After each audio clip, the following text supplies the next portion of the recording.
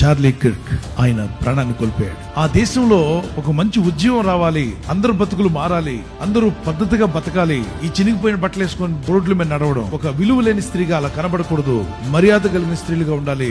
అలాగే పురుషులు కూడా పద్ధతి కలిగి బతకాలి. మగాళ్ళు పెళ్లి చేసుకోవడం ఏంటి, ఆడవాళ్ళు పెళ్లి చేసుకోవడం ఏంటి, అసలు ఎక్కడుంది అది? దేవుడు పెట్టిన పద్ధతిని మార్చేశారు. మీరంతా మారాలి, మన దేశం పాడైపోతుంది.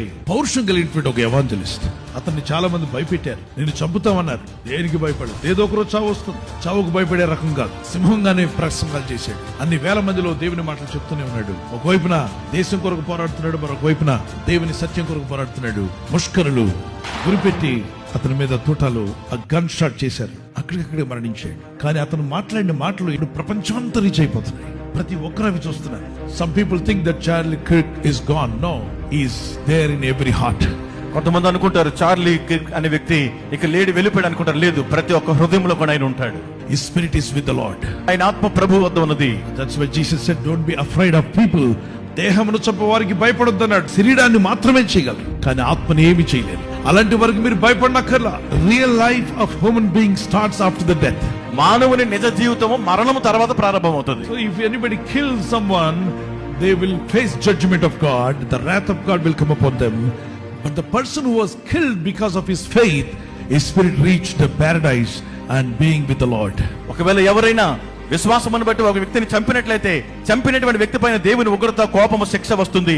చంపబడినటువంటి వ్యక్తి తన యొక్క ఆత్మ దేవుని సన్నిధికి, దేవుని రాజ్యానికి చేరుతుంది. క్రైస్తవుడికి మరణం అంటే భయం లేదు, పెరిగి పందులు కాదు. Jesus was crucified on the cross. యేసు ప్రభువు సిలువ వేయబడ్డారు. He brought deliverance to mankind. మానవాళికి విడుదల తీసుకొచ్చారు. Forgiveness to mankind. మానవాళికి క్షమాపణ ఇచ్చారు. And his disciples, ఆయన శిష్యులు, they died for truth. వారు సత్యము కొరకు ప్రాణం పెట్టారు. Killed for truth. సత్యము కొరకు వారు చంపబడ్డారు. But God is watching. అయితే దేవుడు గమనిస్తున్నాడు. Nobody can escape God's judgment. దేవుడు చూస్తున్నాడు. దేవుని తీర్పు నుండి ఎవ్వరూ తప్పించుకోలేరు. Every killer has to face the judgment. ప్రతి హంతకుడు, చంపిన ప్రతి ఒక్కరు కూడా తీర్పులో నిలబడాలి. క్రైస్తవుని మరణము అంతము కాదు, అది జీవం. సజీవంగా వాళ్ళు ఉంటారు, సజీవులుగా నిలిచిపోతారు. Let's pray for Charlie Kirk family. Lord God Almighty, సర్వశక్తిమంతుడైన ప్రభువా, Lord, comfort Charlie Kirk wife, his parents, his children, and everyone belongs to his family. ప్రభువా, చార్లీ కిర్క్ గారి యొక్క సతీమణి గారిని, వారి బిడ్డలను, వారి తల్లిదండ్రులను, వారి కుటుంబ సభ్యులందరినీ ఆదరించి ధైర్యపరచండి. Give them strength, వారికి శక్తిని దయచేయండి. carry forward the mission. Bless them, Lord. Provide all the needs. In Jesus' mighty name I pray. ఆ పరిచర్యను ముందుకు కొనసాగించే నీ కృపను అనుగ్రహించి వారిని ఆశీర్వదించి వారి ప్రతి అక్కర తీర్చమని యేసు నామములో ప్రార్థించి అడుగుచున్నాము తండ్రి. Amen. ఆమేన్.